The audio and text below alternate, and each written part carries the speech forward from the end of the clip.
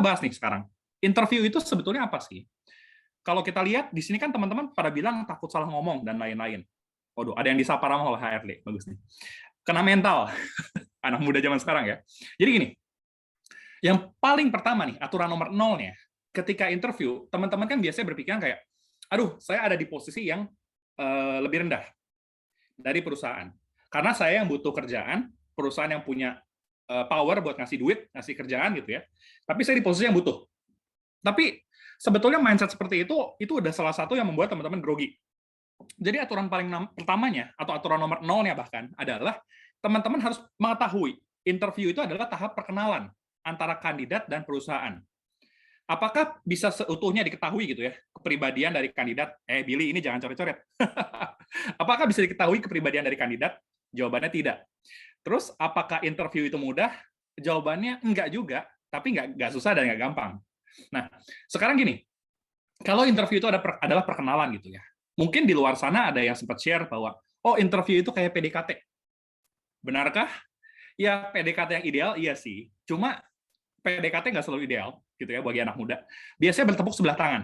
Jadi kalau aku pribadi nih ya, sebagai seorang profesional yang pernah ngajarin di bidang ini, jangan mengibaratkan interview itu sebagai PDKT.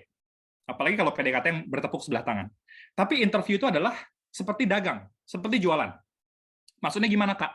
Maksudnya gini, bayangkan teman-teman adalah seorang pedagang handphone, mau jualan handphone. Nah, di sisi satunya, perusahaan adalah pembeli handphone. Perusahaan akan nanya, handphone yang tipe ini fiturnya apa sih? Bayangkan seperti dia nanya, kamu melamar di perusahaan di bagian misalnya marketing eksekutif. Fitur kamu apa sih? Kelebihan kamu apa sih? Nah, bisa jadi ketika orang mau beli handphone, pasti kan mungkin fiturnya nggak seluruhnya perfect gitu ya.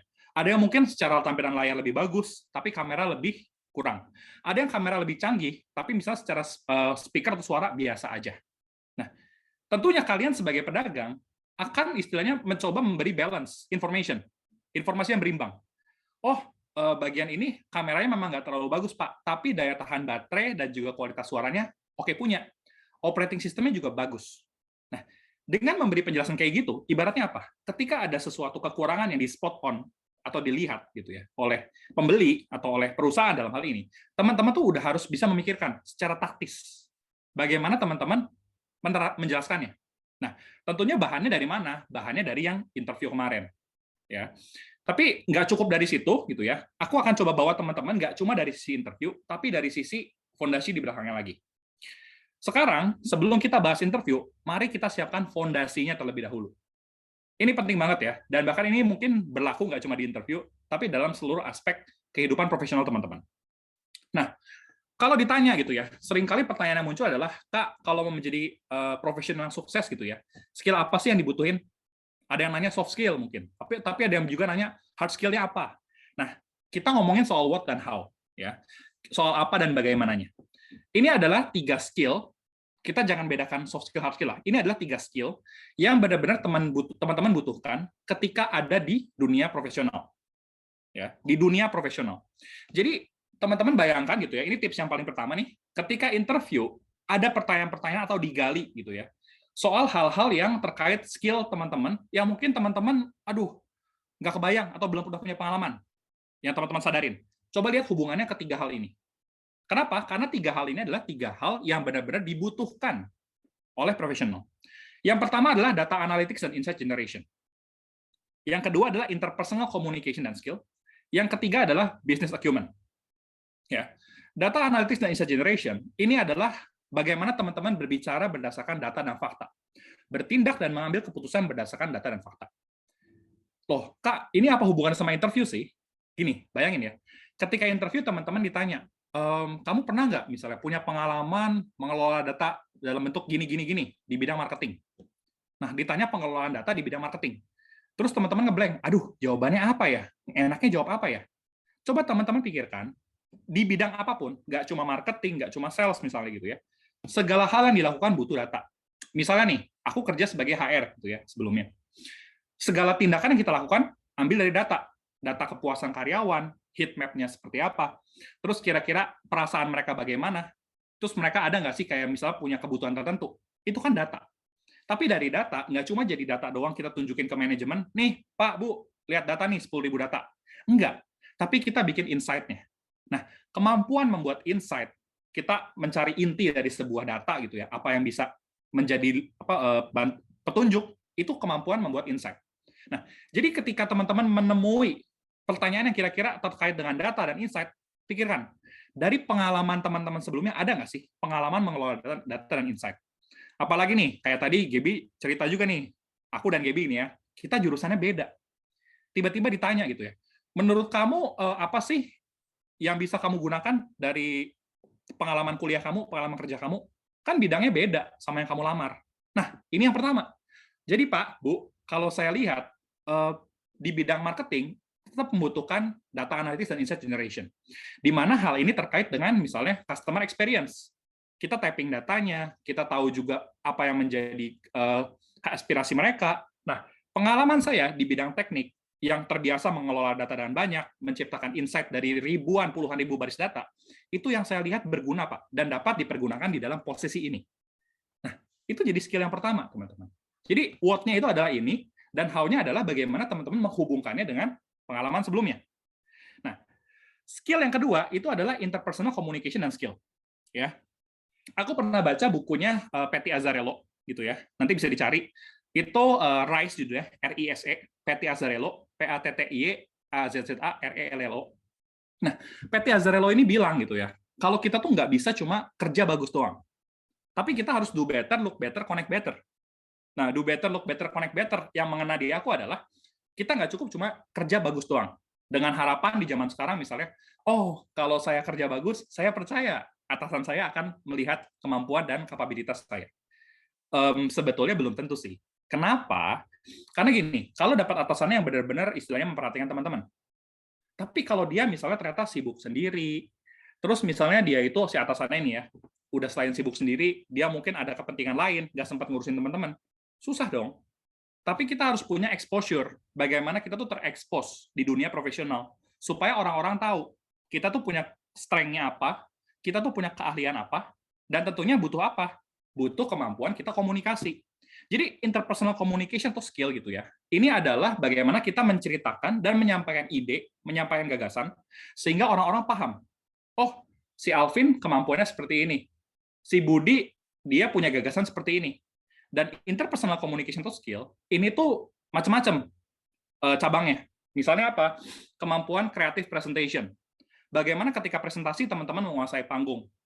Tahu gitu, kira-kira, wah, audiensnya sebelah sini. Nanti saya coba turun panggung, bikin sensasi yang jadi key point misalnya. Atau menggunakan kata-kata yang mudah diingat. Kayak tadi, misalnya Patty Azzarello, do better, look better, connect better. Kesamaan rhyme atau rima dari kata-katanya bisa dipakai misalnya. Terus creative presentation apalagi sih? Creative atau interpersonal communication apalagi sih? Misalnya kayak negosiasi. Atau zaman anak sekarang startup gitu ya, pitching. Nah, itu kan kemampuan yang sama sebetulnya. Nah, kemampuan seperti ini bisa teman-teman tunjukkan sebagai nilai plus ketika interview. Misalnya ditanya, apa yang menurut kamu jadi keunggulan kamu, gitu ya. Nah, teman-teman bisa cerita, saya nggak cuma memiliki drive for result atau keinginan untuk menghasilkan pekerjaan yang baik, Pak, tetapi saya juga sadar bahwa komunikasi adalah hal yang penting, baik ketika persiapan, ketika bekerja sama, maupun setelah proyek atau aktivitas dilakukan. Dengan itu, kita bisa memahami apa yang menjadi kesulitan orang lain, dan orang lain bisa paham apa yang menjadi ekspektasi kita. Nah, itu what dan how-nya yang sebetulnya selain bisa dipakai buat jadi mindset untuk interview, bisa juga dipakai buat kehidupan sehari-hari. Ya. Jadi itu interpersonal communication itu skill yang kedua yang dibutuhkan. Skill yang ketiga gitu ya adalah business acumen, kemampuan membaca arah gerak bisnis. Mungkin teman-teman baru pernah dengar nih business acumen. Tapi aku kasih versi simpelnya. Business acumen adalah kemampuan membaca arah gerak bisnis. Misalnya apa? Perusahaan teman-teman nih ternyata mau go digital. Dengan begitu ada beberapa posisi yang akan digantikan oleh sistem, oleh otomasi. Berarti apa? Wah, saya melihat arah gerak bisnis ke arah digital. Business acumen itu nggak cuma impact-nya ke kelangsungan perusahaan, tapi juga kelangsungan teman-teman sebagai seorang profesional. Jadi business acumen adalah skill yang dibutuhkan juga di masa ini. Nah, ini bisa sangat membantu teman-teman gitu ya. Ketika teman-teman ditanya, menurut kamu skill apa sih yang kamu butuhkan? Menurut kamu apa sih yang membuat kamu layak dan cocok di perusahaan ini? Ini bisa jadi bahan yang teman-teman gunakan. Karena mau sampai 20 tahun lagi, 2030 atau apapun gitu ya. Skill-skill ini menurutku akan tetap relevan. Jadi berbicara berdasarkan data dan fakta, kemampuan mengkomunikasikan ide kita dan menunjukkan diri kita, exposure, dan yang ketiga adalah soal kemampuan membaca arah gerak bisnis. Ya, catat, ini bahan yang teman-teman bisa pakai pertama. Nah, dengan teman-teman punya mindset ini, aku harap sih teman-teman mulai menyadari gitu ya, sebagai seorang pedagang handphone tadi, oh, misalnya saya belum pernah punya pengalaman di bidang ini nih, tapi dari pekerjaan saya atau bidang kuliah saya ada nih yang bisa dipakai. Terkait data analytics bagian ini, terkait kolaborasi dan komunikasi di bagian ini, terkait bagaimana saya coba secara visioner melihat pergerakan ke depannya. Nah, itu masuk. Dan tentunya nih, tadi kan aku juga lihat teman-teman masih banyak yang kuliah. Nah, gunakan kesempatan itu untuk apa? Untuk mempertajam technical skills dan juga knowledge. Jadi, di zaman sekarang nih ya, kalau menurutku, kita udah nggak usah ngebedain soft skill, hard skill lagi, gitu ya. Karena sekarang semuanya, 3 hal ini gitu ya, terutama business acumen, itu tuh udah disebut sebagai core skills. Jadi mau teman-teman jadi orang IT gitu ya. Apakah orang IT berarti hanya di balik layar aja? Enggak. Orang IT juga harus bisa berkomunikasi dengan bahasa manusia dalam tanda kutip dengan klien. Apakah berarti misalnya seorang HR harus fokusnya ke people doang gitu ya? Bikin program biar mereka happy doang? Enggak. Kita harus lihat data di belakangnya. Apakah seorang finance gitu ya hanya bisa mengolah data aja misalnya dari yang ada? Enggak. Kita harus pikirkan kondisi ke depannya seperti apa. Jadi ini adalah foundational skills yang disebut dengan core skills. Oke, Kak, kapan nih kita masuk interviewnya? Sabar, sabar. Nah, selain yang tadi gitu ya, kalau teman-teman udah kebayang gitu ya, oh itu core skills kata Alvin. Oke, sekarang kita punya bekalnya ada CV atau resume yang kemarin diajarin gitu ya sama Jobspedia. Bagian berikutnya adalah soal skill yang dibutuhkan, clear. Bagian berikutnya apa nih? Ini soal mindset, teman-teman. Kenapa sih sesi interview ini nggak langsung ngebahas tips interview gitu ya? Karena aku pengen teman-teman punya mindset yang kuat. Ketika teman-teman punya mindset yang kuat, ya menghadapi pertanyaan apapun dalam interview, itu nggak akan takut. Karena apa? Interview itu kayak medan perang. Kita nggak pernah tahu peluru itu datang dari mana. Tapi ketika sensing kita udah kuat nih, mental kita udah kuat, ada peluru datang, ngehindar ada peluru datang, kita tangkis itu kita bisa. Nah, makanya konsep berikutnya yang pengen aku ajarin adalah soal learning agility. Learning agility ini bukan seberapa cepat teman-teman membaca buku, mempelajari suatu hal gitu ya. Nggak kayak gitu. Tapi kita ubah sudut pandang bahwa learning agility adalah sebuah perjalanan. Ya. Learning agility adalah bagaimana teman-teman nih menggunakan pengalaman sebelumnya untuk menghadapi tantangan yang baru. Wah, Kak, nyambung dong sama yang core skills tadi. Nyambung banget. Ya. Misalnya kayak tadi kan, si Alvin nih orang engineering teknik, tiba-tiba masuk ke HR. Bukannya nggak kepake ya kuliahnya? Kepake, percayalah. Pressure-nya, kemampuan mengolah datanya, segala macam, itu yang kepake. Kemampuan berpikir teknis, memikirkan kontingensinya, itu yang kepake. Nah, learning agility ini juga harus diimbangi dengan growth mindset. Jadi growth mindset itu, prinsipnya simple. Learn, unlearn, dan relearn. Oke? Learn, unlearn, dan relearn. Learn, unlearn, dan relearn teman-teman hari ini, soal interview, adalah gini. Ketika teman-teman belajar hari ini, mungkin teman-teman sebelumnya udah pernah tahu, oh, Kak, aku dengar dari tips interview sebelumnya dari orang lain, begini, begini, begini. Tapi kita coba unlearn dan relearn hari ini. Kalau yang lain mungkin cuma ngajarin dari sisi teknisnya, aku akan ajarin dari sisi mindset-nya, foundational-nya. Nah, kalau kita ngomongin soal learning agility, sedikit gitu ya. Learning agility ini sebetulnya akan sangat membantu teman-teman bagaimana mengaplikasikan pengalaman sebelumnya untuk menghadapi tantangan yang baru. Ya, itu keywordnya. Pengalaman sebelumnya untuk menghadapi tantangan yang baru. Dan ini biasanya akan bisa membantu gitu ya. Ketika teman-teman mendapatkan pertanyaan yang misalnya question atau pertanyaan interview yang sifatnya tuh ngetes.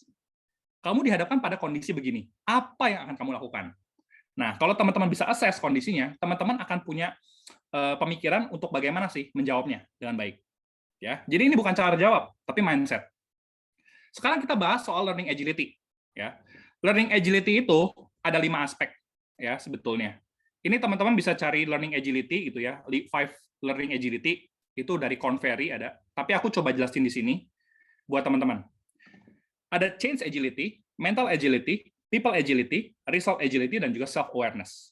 Aduh Kak, Inggris semua, pusing. Tenang, jangan khawatir. Yang pertama, change agility.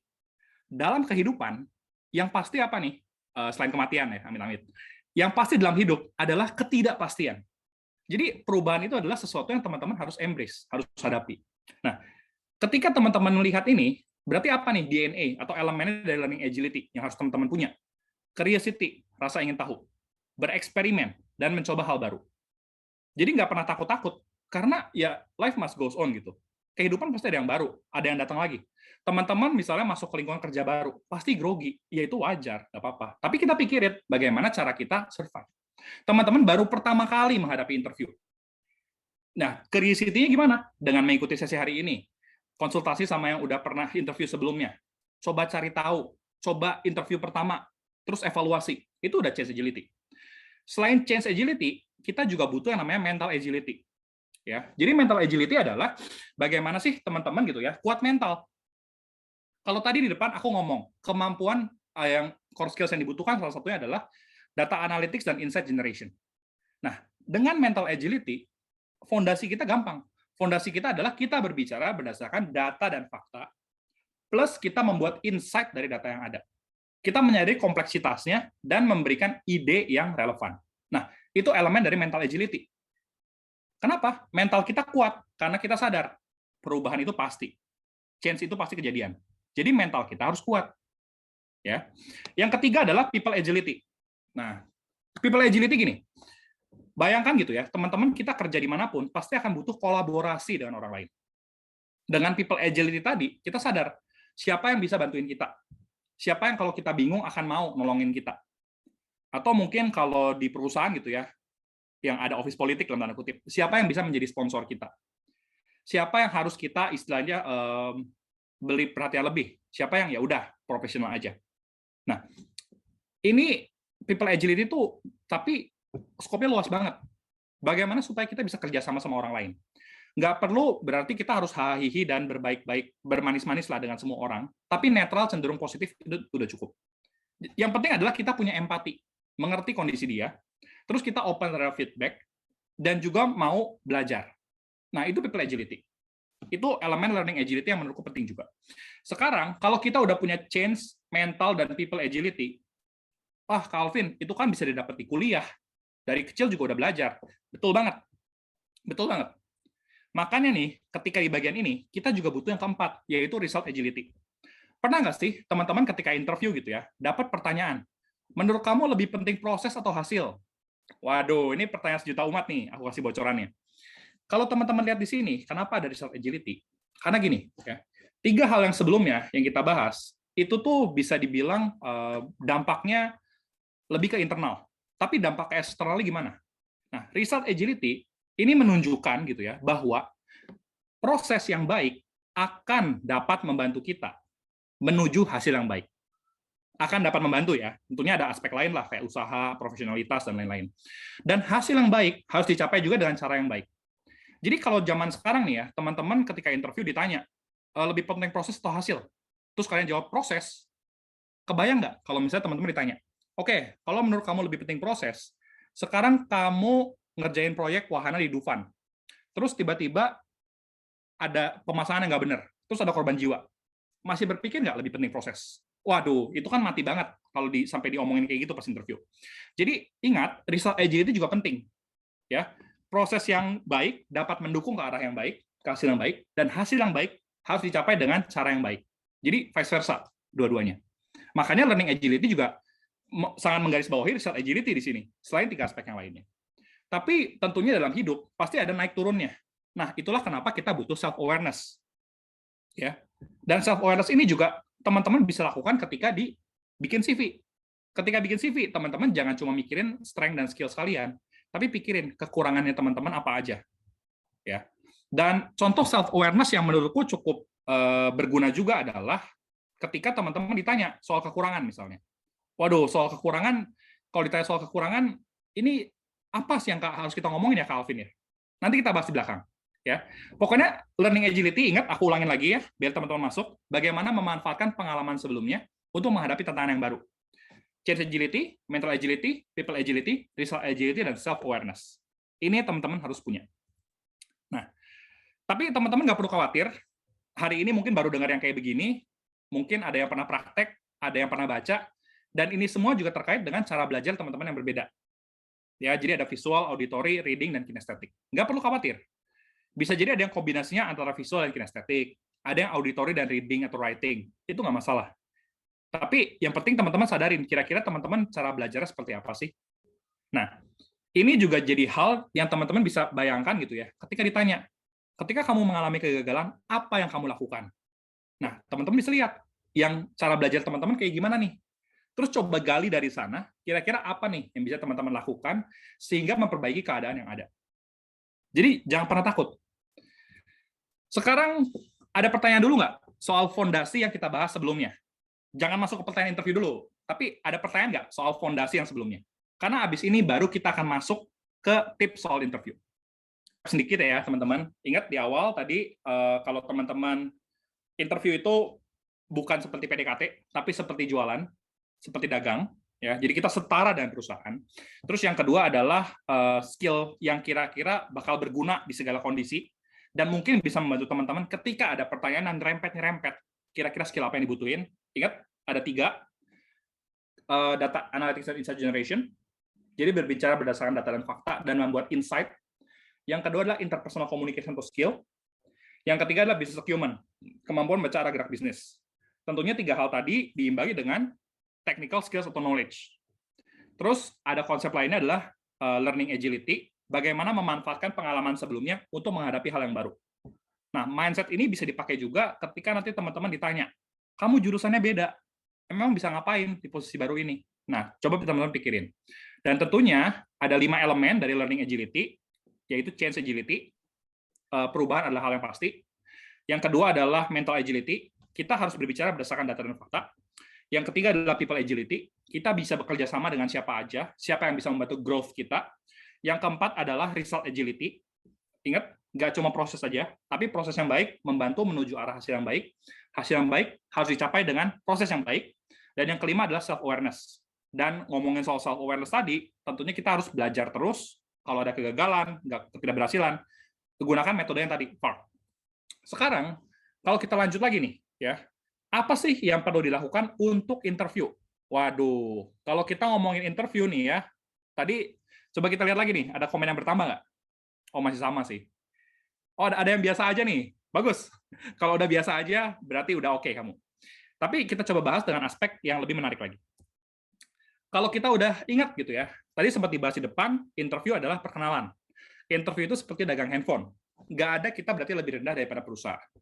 Tapi aspek apa aja sih yang harus diperhatikan? Nah, ini adalah aspek-aspek yang perlu diperhatikan ketika interview.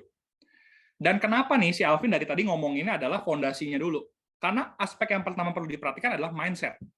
Yang kedua adalah informasi secukupnya. Yang ketiga adalah gesture, sikap, tatapan, dan lain-lain. Yang keempat adalah penampilan, baik dari segi pakaian, aksesoris, atau lain-lainnya. Lalu yang berikutnya adalah soal critical thinking dan problem solving, gitu ya. Terus udah itu, kalau kita lihat juga, sebetulnya dari hal-hal ini, apa aja sih yang bisa membantu teman-teman gitu ya, ketika interview online. Nah, ini kita udah bahas juga nih sebetulnya. Nanti kita udah siapkan untuk bahas lah. Nah, dari sini, kalau kita perhatikan gitu ya, sebetulnya interview antara online dan offline itu nggak beda-beda amat. Tapi kita coba kupas satu persatu. Oke? Ngomongin soal mindset. Pernah grogi waktu interview? Pasti pernah. Pengen tahu solusinya? Gampang. Kita harus lihat dari segi persiapan dan juga dari segi konten nih. Waduh, maksudnya gimana nih? Persiapan itu gini. Bayangkan dalam setiap hal, itu pasti ada plus minusnya. Termasuk soal diri kita. Jadi yang harus dipikirin pertama adalah bagaimana cara kita nambal kekurangan kita jadi cerita yang impactful. Tentunya itu berangkat dari mana? Dari self-awareness yang tadi. Jadi tipsnya ketika self-awareness gitu ya, untuk mempersiapkan interview, teman-teman coba tulis atau list down gitu ya. Teman-teman tuh punya keunggulan atau strength apa aja. Teman-teman punya development area atau kekurangan apa aja. Tulis 5 misalnya. Nah, dari strength itu kan udah nggak ada masalah lah. Dari development, coba pikirin kira-kira cara apa aja nih yang bisa memitigasi mereka. Atau jangan-jangan selama ini gitu ya, yang kita lihat sebagai kekurangan itu adalah kelebihan, tapi yang overuse. Waduh, apa tuh Kak maksudnya? Jadi gini, pernah nggak sih teman-teman bayangin gitu ya, Kak, aku selama ini sering dibilang nggak sabaran, gerasa-gerusu, pengen cepat-cepat, pengen semuanya itu sesuai yang aku mau, pengen beres. Tapi coba teman-teman lihat dari perspektif yang lain. Jangan-jangan itu adalah kelebihan saya, tapi yang overuse, digunakannya secara berlebihan. Misalnya apa? Jadi gini Pak, kalau saya ditanya soal kekurangan saya dibilang sama orang-orang nggak sabaran. Tapi sebenarnya itu adalah karena saya memiliki drive for result yang tinggi. Tapi memang agak kurangnya nggak diimbangi dengan komunikasi kepada tim. Jadi saya sadar Pak, bahwa ini bisa jadi kekurangan kalau digunakan secara berlebihan. Nah, solusinya adalah yang saya lakukan, saya bangun komunikasi dua arah dengan teman-teman saya. Sehingga mereka tahu apa ekspektasi saya, dan saya bisa mengerti apa yang jadi kesulitan mereka. Nah, jadi ini juga udah jadi petunjuk nih, ketika teman-teman ada pertanyaan soal misalnya tadi, kekurangan kamu apa? Kita nggak cuma jawab soal kekurangannya aja, tapi ceritain apa yang udah kita lakuin, bagaimana kita menyadarinya, dan dari sana kita tahu hasil yang bisa lebih baik itu seperti apa. Nah, terus apalagi nih kalau misalnya ngomongin soal persiapan gitu ya. Soal persiapan itu selain sadar kelebihan dan kekurangan, kita juga tahu secara overall itu sebetulnya yang mau kita capai apa sih? Tujuan besarnya apa? Nanti kita bahas di belakang. Nah, terus selain persiapan gitu ya, kita juga harus lihat dari sisi konten. Nah, konten ini kalau dalam bahasa Inggris gitu ya, konten itu juga bisa berarti percaya diri, mantap gitu ya, fulfilled lah, siap. Nah, gunakan growth mindset yang tadi gitu ya, dan selalu mempelajari hal baru, termasuk gunakan learning agility teman-teman untuk belajar dari interview sebelumnya. Apa nih yang membuat saya panik? Apa nih yang bisa saya evaluasi? Apa nih yang saya dapat dari sesi bareng Jobspedia hari ini? Nah, sekarang kalau kita lihat gitu ya, persiapan dan konten ini itu tuh jadi senjata teman-teman, tapi tentunya teman-teman harus paham juga siklus ini, mindset. Biasanya nih, kalau orang udah grogi gitu ya, ini akan berpengaruh ke behavior teman-teman. Maksudnya gimana, Kak? Orang grogi gitu ya, biasanya pikirannya overthinking nih. Aduh, gimana nih, saya gagap nih kayaknya. Aduh, ngomong apa ya? Secara nggak sadar, teman-teman lupa ngatur napas. Ketika lupa ngatur napas, akibatnya apa? Oksigen itu nggak nyampe ke otak, kurang. Karena teman-teman cenderung nahan napas. Bener nggak? Coba yang ketika stres atau panik, napasnya jadi nggak teratur, lupa narik napas gitu ya. Kasih komentar dong di sini, saya, atau gimana gitu ya, terserah. Nah, sadar nggak? Dengan teman-teman grogi gitu ya, dengan teman-teman grogi, teman-teman lupa napas, akhirnya berpengaruh ke behavior, berpengaruh ke action, suka gagap. Udah punya ide, udah tahu mau jawab apa, tapi nggak keluar di mulutnya. Ragu. Nah, aku akan ajarin cara napas habis ini ya, sabar. Terus ketika udah gagap gitu ya, resultnya gimana? Jawabannya belepotan atau nggak keluar, padahal udah kepikiran. Atau yang paling sering terjadi, keluar ruangan interview, 5 menit kemudian baru kepikiran, oh itu jawabannya. Nah, akhirnya apa? Performance untuk pertanyaan pertama jelek. Masuk ke pertanyaan berikutnya, makin kaget, makin ragu, muter lagi, takut lagi. Nah, akhirnya apa? Interview jadi jelek. Tapi coba kalau dibalik. Dari awalnya, attitude-nya udah sadar. Oh, interview itu kita setara dengan perusahaan. Oke lah, mereka tahu kita sedikit dari CV, tapi mereka belum tahu keseluruhan kita. Baru akan tahu keseluruhan kita dari interview, dan juga ketika kita masuk. Kita tahu perusahaan juga sedikit. Dari publikasi yang ada, dari mungkin laporan perusahaannya, tapi kita belum tahu ketika nyebur di sana seperti apa. Setara dong. Yang kedua, kita butuh duit, butuh gaji, butuh penghasilan dengan bekerja di perusahaan tersebut, butuh pengalaman juga. Tapi perusahaan tersebut juga butuh keahlian kita. Setara dong. Nah, dengan kita setara gitu ya, menyadari itu, attitude kita akan lebih tenang. Terus kita sadar, oh, dari sesinya Jobspedia sama Kak Alvin udah dijelasin nih bahwa learning agility bisa digunakan. Terus aku tuh sebetulnya punya core skills yang selama ini aku lupa gali atau nggak aku pertajam. Sehingga ketika di interview, aku bingung mau jawabnya. Padahal aku punya skill itu.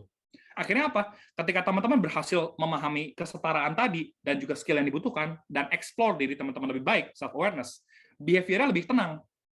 Menjawabnya lebih pede, bisa atur napas, lebih menggunakan gerakan tangan yang membantu. Akhirnya apa? Secara action dan solution, jelas jawabannya. Result-nya bagus. Pertanyaan pertama, beres. Masuk ke pertanyaan kedua, masuk ke pertanyaan ketiga, dan lain-lain.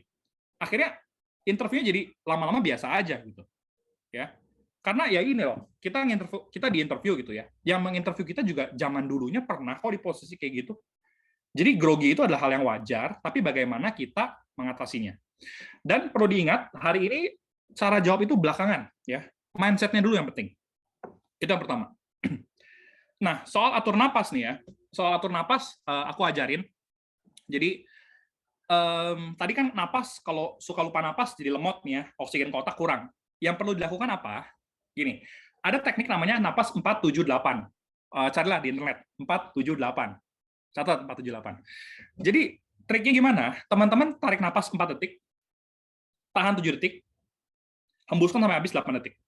Ya tentunya 4-7-8 nggak bisa dong kita sambil naik motor atau sambil interview napas kayak gitu. Tapi 4-7-8 itu ketika kita lagi di ruang tunggu, kita lagi misalnya mau siap-siap, kita ada di posisi yang kira-kira bisa cukup tenang, nah kita latihan napas 4-7-8. Dengan kayak gitu, oksigen nyampe ke otak lebih baik, kita nggak grogi, akhirnya kita lebih pede.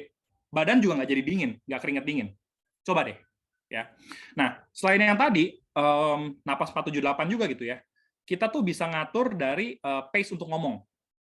Nanti aku akan jelasin di belakang soal kecepatan untuk ngomong dan kira-kira seperti apa nih pola-polanya, ya. Nanti di bagian ketiga. Kita masuk ke bagian kedua dulu. Kalau interview, kita tuh harus nyiapin informasi yang secukupnya. Maksudnya gimana, Kak? Maksudnya gini.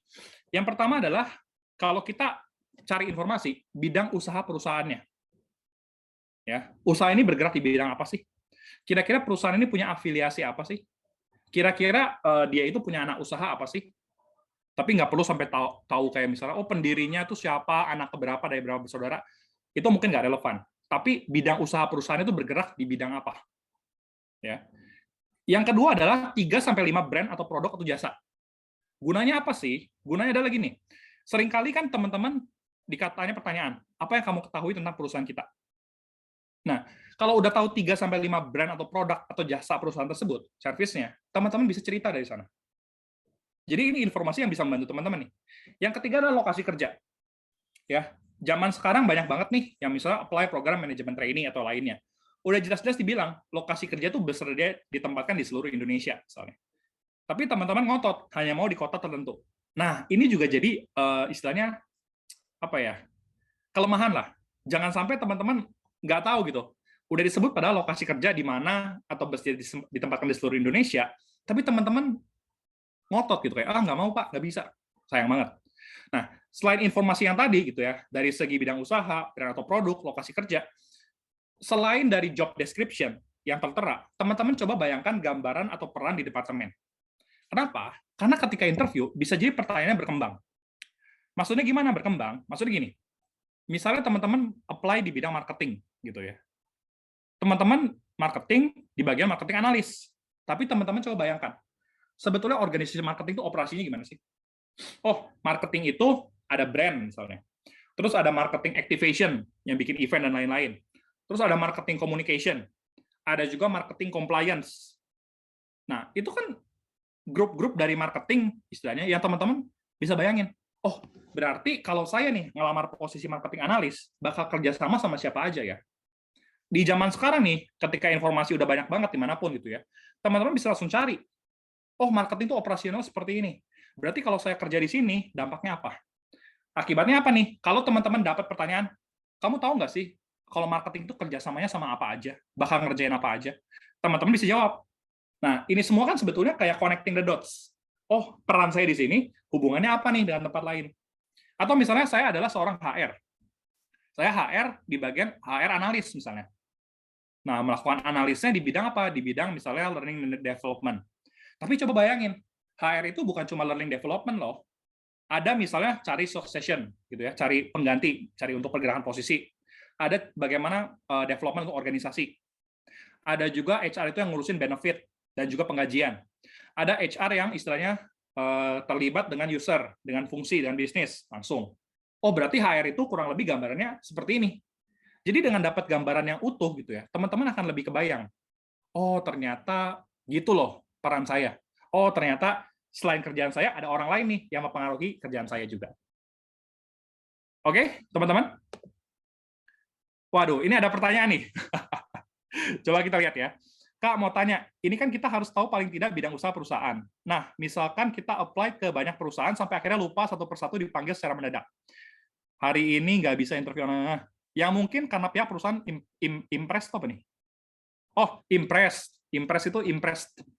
bukan pakai T, pakai ID, dengan CV kita. Itu cara menyiasatinya gimana ya? Karena kan kebetulan kita tidak punya cukup waktu untuk klik informasi. Jadi gini, kalau ngelamar di banyak perusahaan gitu ya, lebih dari 4 nih ya, bikin tabel Excel, catat. Teman-teman apply-nya kapan, ke perusahaan apa, posisinya apa, terus teman-teman bakal perlu cek tanggal berapa. Bakal perlu ceknya gitu ya, lamarannya itu adalah kasih jeda 2 minggu sejak teman-teman lamar. Jadi di sana teman-teman akan tahu gitu.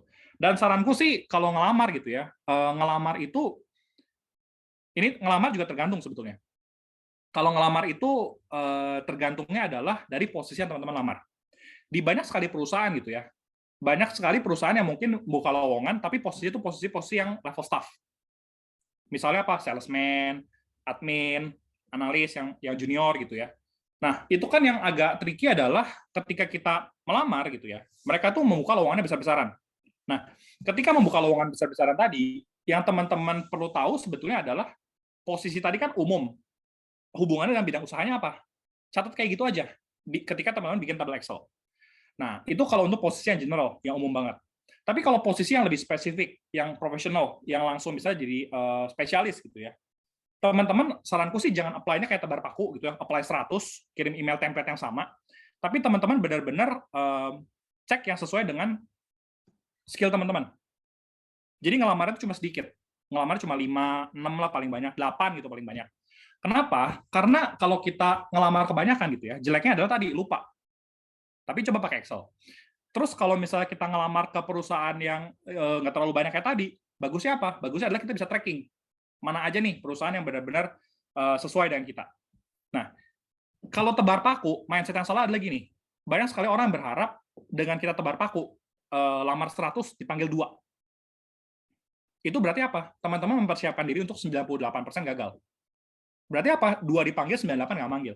Tapi kalau teman-teman misalnya membuat CV gitu ya dengan lebih tepat, dengan istilahnya lebih menggambarkan diri teman-teman gitu ya, yang powerful, itu kan pasti akan membantu teman-teman mau apply cuma 4, dipanggil 3, atau apply 5, dipanggil 4, itu udah jauh lebih terhormat dibanding tebar paku, menurutku. Karena sukses rate-nya 80% loh. Apply 5, dipanggil 4. Nah, tadi juga sempat ada pertanyaan gitu ya, soal video, apakah akan dibagikan. Nanti isi presentasinya dulu aja, jangan khawatir, nanti akan dibagikan. Jadi teman-teman nggak usah khawatir. Ya. Semoga memberikan gambaran lah. Jadi intinya sih sebetulnya catat dulu aja. Dan kalaupun misalnya mau tahu tentang bidang usaha atau lain-lainnya, nanti kan teman-teman bisa tulis perusahaan-perusahaannya. Terus tinggal dikelompokin aja gitu loh. Oke? Jadi dari sana. Sekarang kita lanjut lagi sedikit soal gesture. Gesture itu adalah sikap. Ya. Yang pertama adalah sikap itu harus mantap, percaya diri, tapi nggak gerasa gerusuk. Nggak kayak aduh, goyang-goyang gitu nggak. Ya. Bahkan ini aku menggaris bawah ini, mungkin beberapa ada yang menganggap aneh gitu ya. Tapi ini buka tutup pintu bahkan. Hal kecil yang menurutku kecil, tapi itu bisa memberi impresi juga. Kalau buka tutup pintu itu yang mantap, pelan-pelan aja, jangan dibanting gitu ya, ibaratnya. Itu juga hal yang kecil, tapi bisa berpengaruh loh ketika interview. Karena kita urusan sama manusia nih, nggak pernah tahu. Nah, gesture yang ketiga adalah cara salaman, gitu ya. Kalau salaman itu, ini juga terkait impresi. Jangan cuma salaman itu kayak selewat gitu, atau ngegenggam kencang banget. Tapi kencengnya adalah telapak tangan menghadap ke atas gitu ya, kayak mau minta. Jadi orang yang mengambil juga lebih enak. Terus sekencang apa sih kalau kita mau squeeze gitu ya, kalau kita mau menggenggam tangannya. Bayangkan teman-teman mencet sabun cair gitu ya. Nah, kekuatannya setengah dari mencet sabun cair. Itu salaman yang menurutku udah cukup oke lah. Jadi itu juga perlu diperhatikan. Aspek berikutnya ketika kita ngomongin soal gesture adalah tatapan. Komunikasi kita itu selain kita komunikasi pakai suara, pemilihan kata-kata, tatapan juga penting. Jadi tatapan itu penting maksudnya gimana? Ketika misalnya kita ngobrol sama orang gitu ya, ya kita tetap matanya. Kak, tapi aku nggak nyaman. Loh, justru itu yang harus kita latih. Ya, karena komunikasi itu bukan cuma dari suara, tapi dari tatapan juga. Coba deh, misalnya di sini nih yang udah punya pasangan atau gimana gitu ya, ketika ngomong, tatap matanya. Message kalian tuh akan lebih tersampaikan. Mungkin grogi awal-awal, tapi ada cara latihannya, gimana? Coba latihan ngomong depan cermin, tatap mata sendiri. Itu menurutku akan membantu. Ya. Dan soal tatapan ini juga nyambung ke yang poin berikutnya. Kalau ditanya, hadap ke penanya. Kalau menjelaskan, juga sama. Misal ada 3 orang nih, ada A, B, dan C. Kita ditanya nih sama si Ibu C. Ketika dia nanya ke kita ngadap ke dia. manggut-manggut sedikit, nunjukin bahwa kita dengerin dia. Tapi ketika kita menjawab pertanyaannya itu, misalnya kita ada 3 poin yang mau disebutkan, kita bagi porsinya. Ke si C dulu, terus ke si A, baru ke si B. Jadi gesture ini juga hal yang menurutku perlu teman-teman perhatikan. Ya. Ngomongin soal gesture, ngomongin soal gesture juga sebetulnya ini terkait bagaimana sih kita menggunakan tangan. Ya. Tadi kalau aku di depan soal mindset udah kasih tips soal mengatur napas. Soal gesture, tipsku adalah gini. Teman-teman, perhatikan ya. Dari tadi aku ngomong gerakin tangan di sini. Nah, di daerah sekitar dada nih ya, sebelah atas sampai daerah sini, ini adalah daerah yang pas untuk ngomong. Untuk menggerakkan tangan, sorry. Dengan kita menggerakkan tangan, sebetulnya yang tadinya kita tuh stres gitu ya, energinya buat keringat dingin, buat panik dan lain-lain, kita alihkan ke dalam gerakan tangan. Dengan kita gerakin tangan, stres atau grogi kita tuh akan teralihkan. Percaya deh, cobain aja. Itu poin yang pertama. Keunggulan yang kedua dari ngegerakin tangan adalah ketika kita menggerakkan tangan, kita membantu memvisualkan. Misalnya apa? Pak, Bu, ada dua bagian nih, bagian lama dan bagian baru dari strategi yang kita lakukan. Selain itu, Pak, kita juga melihat ada 3 level. Level paling atas, level tengah, dan juga level bawah. Selain itu, Pak, ada 3 hal yang perlu kita perhatikan. Pertama, bla bla bla. Kedua, bla bla bla. Ketiga, bla bla bla. Jadi cara mengekspresikannya itu lebih nangkep gitu orang. Ya, dari tatapan, dari suara, dari pemilihan kata, intonasi, dan juga gerakan tangan. Kak, tapi susah. Ya, nanti latihan ya. Sabar. Habis ini kita akan ada sesi. Jadi teman-teman jangan cabut dulu. Di belakang kita akan ada sesi. Nanti mungkin ya 3, 4, sampai 5 orang lah. Kita akan coba interview ya. Jangan ragu-ragu. Nah, jadi poin penting dari gesture adalah bagaimana sih supaya bukan emosi sih, message kita tuh tersampaikan dengan tepat. Pesan kita tersampaikan dengan tepat. Dan gerakan tangan tadi, gerakannya tuh kalau kalian perhatikan kayak begini nih. Telapak tangannya menghadap ke sana, karena apa? Akan lebih gampang buat kita ngegerakin. Bandingin nih, kita bisa ngomong ada 3 poin, dibanding ada 3 poin, ini tuh akan kurang enak. Jadi, gerakan seperti ini akan lebih baik. Ya, bisa dicoba buat gesture, nanti buat teman-teman yang penasaran nih, kita akan coba di sesi belakang ya, karena di sesi belakang kita akan ada demo. Nah, yang berikut adalah penampilan. Penampilan yang paling aman itu sebetulnya yang kayak beginilah, ya, basic, atau sesuai yang diminta. Kalau yang kayak gini-gini, ya bisa iya, bisa enggak. Karena mungkin kalau zaman sekarang gitu ya, di perusahaan yang lebih santai, dalam tanda kutip, gaya busananya, startup misalnya, itu pakai lengan buntung oke, pakai yang nggak berkerah oke, pakai mungkin kaos atau polo shirt itu oke. Tapi yang harus diperhatikan juga adalah ketika kita ngomongin soal penampilan gitu ya, kita lihat dulu, ini perusahaannya perusahaan apa sih? Kalau misalnya culture mereka adalah culture yang lebih santai gitu ya, anak muda, mungkin pakai smart casual oke. Tapi kalau misalnya perusahaan manufaktur, engineering gitu ya, yang orangnya serius-serius, ya pakai kemeja sopan dan rapi dong. Jadi coba disesuaikan. Nah, poin penting lainnya adalah dari penampilan, kalau kita punya barang branded mau dibawa gitu ya, jangan ditunjukin kayak wah ini barangnya gede-gede nih brandnya, karena kita nggak pernah tahu apa yang ada di pikiran lawan bicara kita. Jadi kalau pakai brand yang gede-gede banget, menurutku sih hati-hati juga lah ya. Pakai yang simple aja lah. Ya. Kalau mungkin orang tua kita bilang, wah tunjukin penampilan terbaik kamu, akhirnya pakai barang yang mewah apa segala macam ditunjukin. Saranku sih agak hati-hati lah. Kita nggak pernah tahu kondisi dari lawan bicara kita. Makanya ini juga sangat penting banget. Jangan sampai kita dikira anak orang kaya raya. Terus opsinya ada 2. Wah, anak orang kaya ini mah nggak sanggup gaji kita, nggak usah dikasih offer deh. Atau yang kedua, wah ini sih kayaknya nggak butuh duit. Kita coba kasih offering yang rendah lah. Bisa jadi loh ada yang tidak profesional seperti itu gitu ya, si orang perusahaannya, terus teman-teman malah dirugikan. Jadi saranku sih penampilan yang wajar-wajar aja. Nah, kita masuk ke bagian berikutnya nih, yang paling seru, yaitu adalah soal critical thinking dan problem solving. Ya, critical thinking adalah cara mencerna pertanyaan, problem solving adalah cara menjawab pertanyaan. Ya, metodenya, alur berpikirnya, bukan cara sih, metode lah. Nah, mencerna pertanyaan, kalau teman-teman ingat di depan, tadi aku sempat cerita juga soal misalnya cari bagaimana sih posisi kita tuh berdampak di dalam departemen atau organisasi. Nah, itu kan critical thinking. Kunci dari critical thinking adalah kita connecting the dots, menghubungkan data-data poin yang ada sehingga kita bisa kebayang kondisi sebenarnya seperti apa sih. Terus problem solving itu adalah untuk menjawab pertanyaannya. Ketika menjawab pertanyaan tadi, coba kita bayangkan skill yang dibutuhkan apa nih? Sesuai nggak? Pernah ada nggak pengalaman sebelumnya yang kira-kira bisa membantu? Pernah ada nggak misalnya keahlian khusus yang bisa membantu menunjukkan kemampuan kita? Nah, secara singkat, critical thinking dan problem solving itu, kita lihat di bagian ini. Ada konsep namanya STAR. Di perusahaan-perusahaan lain ada konsep-konsep lain gitu ya. Tapi menurutku STAR ini cukup bagus. Cukup mudah diingat, dari situation, task, action, dan juga result. Nah, kalau masih susah diingat, gampang. Yang di kiri itu adalah hal yang sudah given, hal yang sudah diberikan, di state. Misalnya apa? Situasinya kita tuh seperti apa sih? Terus tugas apa sih yang harus kita selesaikan? Terus action apa yang kita lakukan, dan resultnya seperti apa? Contoh paling nyata yang tadi di depan adalah ketika teman-teman ditanya, sebutkan dong kekurangan kamu apa? Nah, ketika menyebutkan kekurangan, teman-teman lihat, situation-nya adalah, oh kekurangan saya itu ada di bidang misalnya kerjasama dengan tim.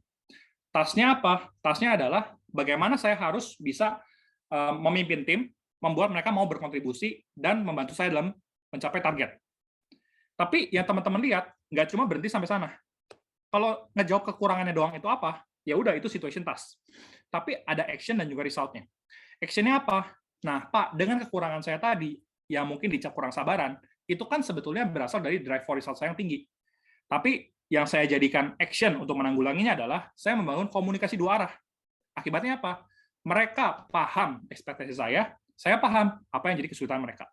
Jadi konsep situation, task, action, dan result ini bisa menjawab sebagian besar pertanyaan gitu ya, dengan model berpikir seperti ini. Oke, kebayang ya? Contoh lainnya apa? Contoh lainnya misalnya teman-teman ditanya, oke, pernah nggak kamu menghadapi misalnya kegagalan dalam hidup kamu? Oh, pernah, Pak.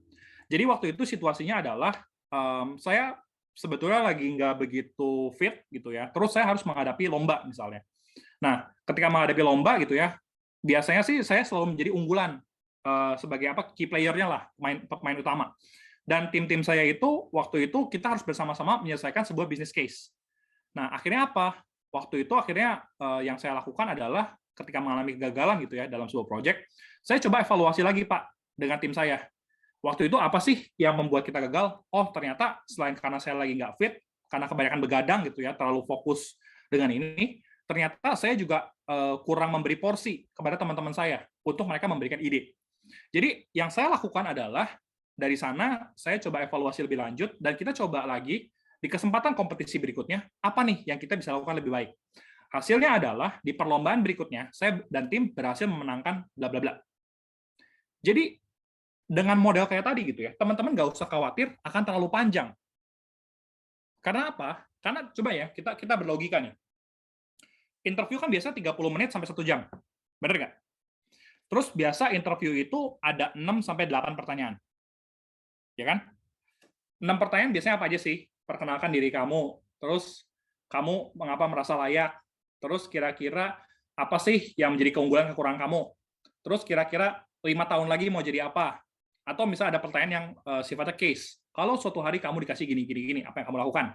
Sama biasanya ada soal ditanya, kamu punya pertanyaan nggak? Nah, itu kan 6 sampai 8 pertanyaan yang umum ditanyakan. Dengan durasi misalnya interview 1 jam, 30 menit sampai 1 jam, berarti untuk satu buah pertanyaan, itu slot untuk interaksinya adalah sekitar 5 menitan. Berarti teman-teman tuh kurang lebih untuk menjawab pertanyaan itu batas waktunya adalah sekitar 1 sampai 2 menit per jawaban. Nah, ketika kita udah sadar konsep STAR tadi, jawaban yang terlalu singkat, hati-hati. Jawaban yang terlalu panjang, hati-hati juga. Nah, dengan kita udah limit 1 sampai 2 menit, teman-teman akan bisa menggunakan waktu dengan lebih efisien.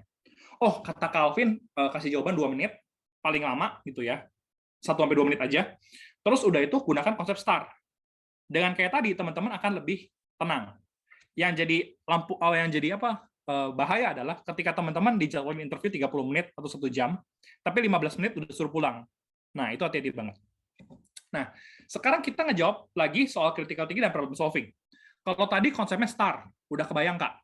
Terus tadi di depan juga si Alvin udah kasih tahu nih. Kak Alvin udah kasih tahu, ketika misalnya ditanya soal kekurangan gitu ya, kita coba mindset yang tadi. Oh, jangan-jangan kekurangan saya tuh karena kelebihan yang overuse. Kita coba flip gitu ya. Terus sebetulnya dari critical thinking dan problem solving ini ada model-model pertanyaan apa lagi sih yang sebetulnya cukup berbahaya? Nah, ada juga pertanyaan yang misalnya menanyakan soal suruh pilih nih antara keluarga dan perusahaan. Misalnya apa? Tiba-tiba anak kamu sakit, sementara kamu lagi mau presentasi ke pihak manajemen. Apa sih yang akan kamu lakukan?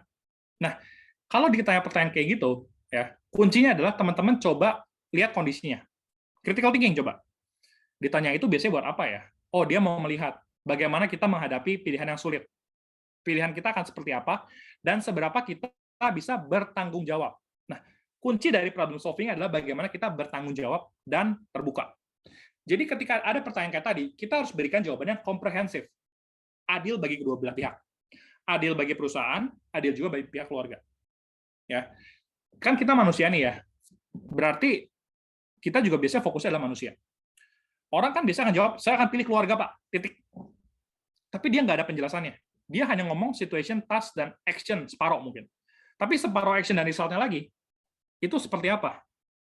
Nah, sebaiknya kalau menerima pertanyaan kayak tadi nih, yang diharapkan jawabannya komprehensif, teman-teman bisa bilang, jadi Pak, kalau dikasih pertanyaan nih ya, ketika mau presentasi berpromosi, lalu keluarga atau anak saya sakit, saya akan melakukan beberapa hal. Yang pertama adalah saya coba kontak pihak keluarga gitu ya. Kira-kira apakah masih ada kesempatan diwakilkan atau enggak? Dan kalau memang tidak bisa diwakilkan lagi gitu ya oleh pasangan saya atau pihak keluarga yang lain, saya tentunya akan langsung ke rumah sakit misalnya. Tapi di sisi lain, saya sadar Pak bahwa saya akan bekerja juga ada tanggung jawab dong ke perusahaan. Tentunya saya akan berkomunikasi dengan atasan saya, menjelaskan kejadiannya, dan saya akan menyampaikan permohonan maaf, serta setelah itu saya akan mencoba memberikan alternatif yang dapat saya lakukan. Misalnya, apakah presentasi promosinya dapat ditunda atau dapat dilakukan secara online ketika saya sudah sampai di lokasi dan memastikan misalnya anak saya dalam kondisi baik-baik aja. Atau yang kedua misalnya ketika disuruh pilih antara keluarga dan yang tadi gitu ya, apakah misalnya presentasi gitu ya, bukan presentasi promosi tapi presentasi yang lain, apakah bisa diwakilkan oleh atasan saya? Atau misalnya apakah tugas yang masih pending nanti saya selesaikan Pak, tapi setelah jam kerja, after office hour saya akan bertanggung jawab mengerjakannya. Nah, dengan kayak gitu kan kita memberi jawabannya komprehensif. Oke, kita memilih keluarga, jelas itu jawabannya pasti, tapi di sisi lain kita menunjukkan bahwa kita tuh bertanggung jawab. Menunjukkan bagaimana kita bisa berpikir di kondisi tertekan dan memberikan alternatif yang diperlukan. Nah, itu model pertanyaan interview yang lain. Jadi konsepnya kayak tadi, berikan jawaban yang komprehensif dan berimbang. Terus di beberapa perusahaan gitu ya, ada yang suka ngasih pertanyaan jebakan.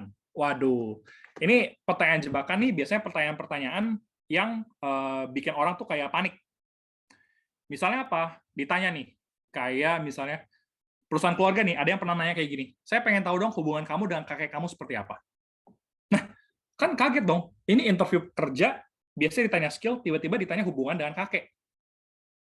Waduh, maksudnya gimana nih? Biasanya kalau buat tes-tes kayak gini, dia tuh pengen lihat reaksi kamu ketika menghadapi pertanyaan yang tidak diduga. Karena pertanyaan yang tidak diduga gitu ya, dalam bisnis yang real, dalam bisnis yang nyata, itu kadang kita nggak kepikiran sama sekali, tapi dia pengen lihat bagaimana cara kita mengolah pertanyaan dan memberikan jawaban. Nah, ketika ditanya soal hubungan dan kakek, ya teman-teman jawab aja apa adanya. Hubungan saya dengan kakek saya baik-baik sih Pak. Ya kita seperti keluarga kan, memang pada umumnya, di mana saling memberi perhatian, bla bla bla bla bla bla. Bisa jadi ketika ada poin gitu ya. Coba teman-teman pakai critical thinking teman-teman. Oh, mungkin dia pengen tanya karena dia perusahaan keluarga, dia pengen tanya value keluarga yang dianut apa sih sama kita? Apakah ternyata buat saya sih kakek ya biasa aja Pak, cuma ngobrol ya paling setahun sekali pas Lebaran, titik. Misalnya. Itu kan berarti kayak, oke, nih orang mungkin cuma transaksional doang nih, nggak ada relationship-nya. Hati-hati dengan pertanyaan seperti itu. Terus ada juga pertanyaan model lain adalah yang biasanya ditanya soal hal yang benar-benar men-challenge kita. Coba dong, saya pengen tahu jumlah roda yang ada di seluruh kota Jakarta. Jumlah ban. Mau sepeda motor, sepeda, mobil, beca, bemo, terserah, hitung. Nah, di sana kan teman-teman pasti akan langsung shock. Waduh, gile, gimana nih cara mendapatkan angka sekian ratus juta ban? Misalnya. Tapi yang mau dilihat adalah flow berpikir teman-teman. Terus di sana juga teman-teman akan dilihat seberapa teman-teman menyadari adanya fleksibilitas atau memanfaatkan peluang yang ada. Yang perlu diingat, interview itu bukan kayak ujian tutup buku. Mungkin di sini kan ujian aja pada nyontek nih. Aduh, jangan nyontek ya. Tapi ketika interview, kita tuh sebetulnya punya kesempatan buat nyontek, dalam tanda kutip. Caranya gimana? Kita ngomong, Pak, untuk pertanyaan tadi, menghitung jumlah ban, apakah saya boleh membuka handphone saya untuk mencari beberapa data yang saya butuhkan? Nah, kalau misalnya boleh ya bagus. Kalau misalnya nggak apa-apa, nggak usah khawatir. Karena apa? Model pertanyaan gini, itu tuh biasanya mirip-mirip pertanyaan buat market mapping. Atau pertanyaan buat kira-kira ngecek gitu ya. Cara berpikir kita gimana, flow-nya. Biasanya nih, kalau ditanya soal jumlah ban, kita sih akan jawabnya dari, kita akan lihat dulu Pak, mappingnya berdasarkan daerah administrasi di Kota Jakarta. Ada Jakarta Utara, Selatan, Timur, Barat, Pusat. Dan juga Kepulauan Seribu. Nah, dari daerah tadi kita akan bagi menjadi bla bla bla. Lalu asumsikan Pak, dalam setiap RT gitu ya, ada sekian keluarga dengan tingkat ekonomi bagi jadi 3 jenis misalnya. Terus yang keluarga ini akan punya 2 mobil, keluarga ini 1 mobil atau motor, keluarga ini 1 mobil, keluarga ini 1 motor, keluarga ini hanya punya sepeda misalnya. Nah, dari demografi tadi kita perhitungkan semuanya, maka gini. Dengan kayak tadi, orang tuh akan kebayang, oh cara berpikirnya masuk akal. Mereka nggak ngincer angka realnya berapa gitu, angka exact-nya berapa, tapi mereka akan dapat, oh cara sensing teman-teman seperti apa. Jadi ketika menghadapi pertanyaan kayak tadi, yang aku bilang pertanyaan jebakan, teman-teman sebetulnya nggak perlu terlalu panik gitu ya. Oke? Nah, tapi Kak, kadang nih ya, Kak Alvin kan udah jawab nih soal konsep STAR. Terus kalau ditanya kekurangan atau hal yang negatif, coba lihat dari perspektif lainnya. Udah dikasih tahu juga kalau misalnya kasih jawaban gitu ya, antara pilih kiri atau kanan, kalau kita lihat jawabannya dilematis, oh berarti diharapkan jawabannya komprehensif. Terus kalau ada pertanyaan jebakan, bagaimana kita bersikap? Tapi gimana Kak cara kita buying time? Atau membeli waktu lah, mengulur waktu gitu ya. Ketika ada pertanyaan. Tipsnya cukup simple, kita bisa coba ulangi pertanyaannya, tapi gunakan kata-kata yang lebih diplomatis. Maksudnya gimana? Misalnya gini, aku tanya gitu ya kayak tadi, ada pertanyaan, bla bla bla bla bla bla. Terus teman-teman, aduh, butuh waktu buat mikir. Dengan teman-teman coba ngomong kayak gini nih, ini bisa dapat 5 sampai 10 detik. Pak, saya coba elaborasi kembali ya pertanyaannya. Jadi yang Bapak maksud adalah bagaimana agar kita bisa memappingkan gitu ya, jumlah ban yang ada di seluruh Jakarta, baik untuk mobil, motor, bla bla bla bla bla bla. Teman-teman ngomong kayak gitu aja, itu udah bisa buying time 5 sampai 10 detik. Ya. Tapi ingat, jangan ngomong, Pak, apakah boleh diulangi pertanyaannya?